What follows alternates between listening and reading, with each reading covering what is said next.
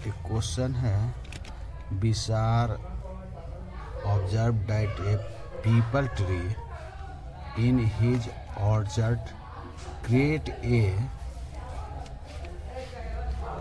shadow of 4√3 meter on the ground to prove that the height of the tree is 12 meter। अब देखिए solution में है, यहाँ आपको ट्रायंगल बना दिए हैं या शैडो है, और वह क्वेश्चन में ही फिगर में दिया हुआ कि यहाँ पर जो रे आ रहा है हॉरिजॉन्टल के साथ 60 डिग्री है, ट्री का हाइट निकालना है। अब देखिए यहाँ tan का प्रयोग, क्योंकि sin थीटा परपेंडिकुलर बटा बेस होता है। यहाँ tan 60 degree equal to AB perpendicular हुआ, BC बेस हुआ। इस तरह से हमको tan 60 डिग्री का वैल्यू √3 होता है बराबर AB बटा BC का वैल्यू 4√3 मीटर है। By cross multiplication AB equal to √3 गुने 4√3 मीटर इजकल टू 12 मीटर, क्योंकि √3 और गुने √3 3 होता है, सिर्फ 4 गुने 3 12 मीटर। दूसरा क्वेश्चन है, अर्चिड randomly select a ticket from a bag numbered from 1 to 40। Prove that of the probability that the ticket she selected has a number a multiple of 5 each 1/5। यानी कि यह दिया हुआ है कि अर्ची जो है एक थैले में 1 से 40 नंबर है, तो हमको 5 का मल्टीपल का प्रोबेबिलिटी निकालना है। तो यहाँ देखिए गिवन नंबर है 1 2 3 4 5 to 40। अब क्या है, टोटल नंबर जो है 40 हुआ। Total number of the multiple of 5 का मल्टीपल क्या होगा, 5 10 15 20 25 30 35 40। इस तरह से टोटल इवेंट जो है 8 हुआ। अब है प्रोबेबिलिटी जो है निकालना मल्टीपल ऑफ 5 का, total number of multiple of 5 divide by total number, यानी कि जो मल्टीपल का 5 का आया 8 बटा 40 इजकल टू, अब 8 5 40 होता है 1/5। यही प्रूव करना था। तीसरा क्वेश्चन है, इन द फिगर, एक फिगर दिया हुआ है जो ट्रायंगल का है ABC, जिसमें जो है दिया हुआ है, लिखा हुआ है CD parallel to FA and D parallel to AC। देखिए यहाँ CD पैरेलल टू AF और जो है DC पैरेलल टू AC और DF पैरेलल टू AC। यह गिवन में दिया हुआ है CD parallel to FA।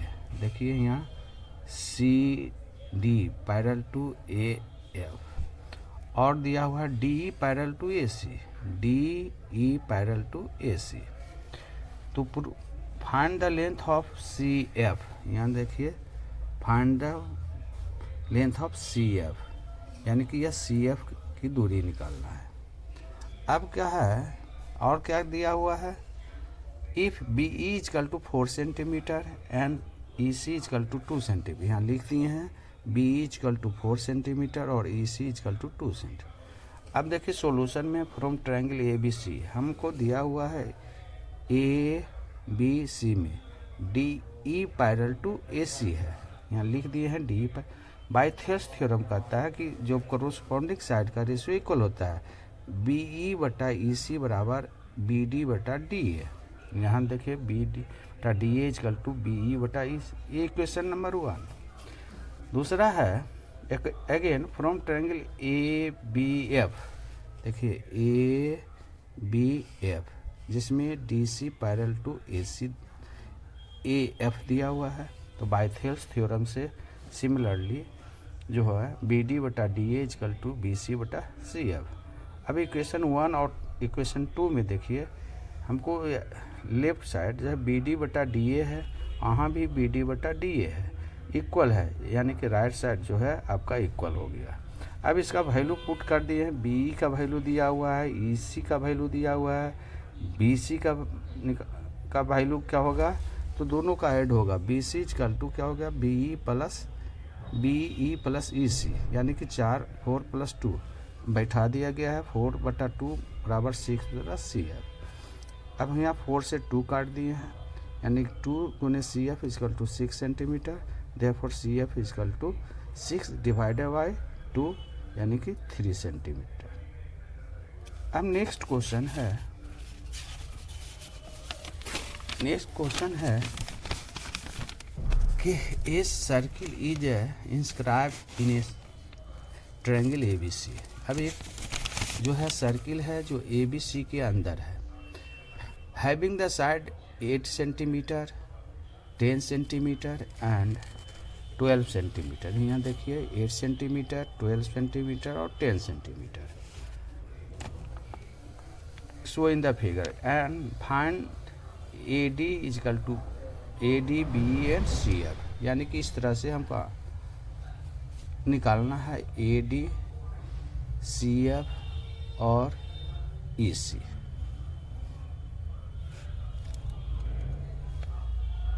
AD, BE, BE और CF। अब देखिए यहाँ लेट सॉल्यूशन में है, let be AD equal to X, therefore AF equal to AD equal to X। यहाँ देखिए AD का वैल्यू मान लिया है, यहाँ से यहाँ जो है X, तो AD equal to AF equal length of the tangent from the point A, क्योंकि एक एक्सटर्नल पॉइंट से टेंजेंट की दूरी इक्वल होता है, इसलिए FC इक्वल टू क्या हो गया, AC माइनस AF। देखिए FC यदि यह आपको X हो गया तो यहाँ FC बराबर क्या हो गया, AC माइनस AF, यानी कि 10 माइनस X। एंड अब उसी तरह से CE क्या होगा, तो CF के बराबर होगा, वो भी क्योंकि फ्रॉम टेंजेंट पॉइंट C से बराबर की दूरी पर होता है, यानी कि यह जो है 10 माइनस X था, तो यह भी 10 माइनस X हो गया। अब एंड BD, अब यहाँ से हम BD का वैल्यू क्या होगा, तो यहाँ X माने हैं, तो AB minus AD 12 minus X। देखिए BD equal to AB minus AD 12 minus X।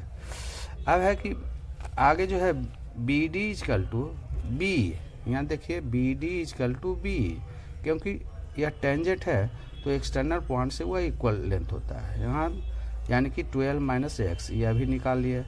यह दोनों साइड से CE का वैल्यू X के फॉर्म में और BE का वैल्यू X के फॉर्म में। अब यहाँ देखिए BC इक्वल टू 8 सेंटीमीटर दिया हुआ है, BC इक्वल टू 8 सेंटीमीटर, इसको दो पार्ट में डिवाइड कर दिए, BE प्लस CE बराबर 8 centimetre. 10 minus X value put कर दिए, देखिए B का वैल्यू आपको दिया हुआ 12 माइनस X यह, और CE का वैल्यू 10 माइनस X, यानी कि दोनों का सम जो है 8 का। अब 10 + 12 22 minus 2X equal to 8 centimetre. इस तरह से हम X का वैल्यू निकाल लिए 7 सेंटीमीटर। अब हमको AD निकालना था जो X के बराबर है 7 सेंटीमीटर। BE बराबर 12 माइनस X, 12 में 7 गया 5 centimetre. CE equal to 10 minus X equal to 10 minus 7 centimetre, यानी कि 3 सेंटीमीटर। नेक्स्ट है क्वेश्चन है the next term of the AP। अब दिया हुआ है 3 + √2, 3 + 2√2, 3 + 3√2। यहाँ देखिए हम सॉल्यूशन में फर्स्ट टर्म 3 A1 से इंडिकेट किया गया है, सेकेंड टर्म जो है 3 + √2 A2 से। अब therefore D equal to common difference equal to A2 minus A1, यानी कि 3 + √2 माइनस 3 काट दिया √2। अब जानते हैं कि नेक्स्ट टर्म जो होता है प्रीवियस टर्म में कॉमन डिफरेंस ऐड होता है, यानी कि next term of the AP equal to next term 3 + 3√2 + √2। अब इसका कोफिशिएंट, क्योंकि यह आपको इरेशनल नंबर है, उसका कोफिशिएंट लाइक इरेस, तो आपको जो है इसका कोफिशिएंट 3 + 1 4 हो गया, 4 यानी कि 3 + 4√2। इस तरह से हम क्वेश्चन सोल्व हो गया। थैंक्स।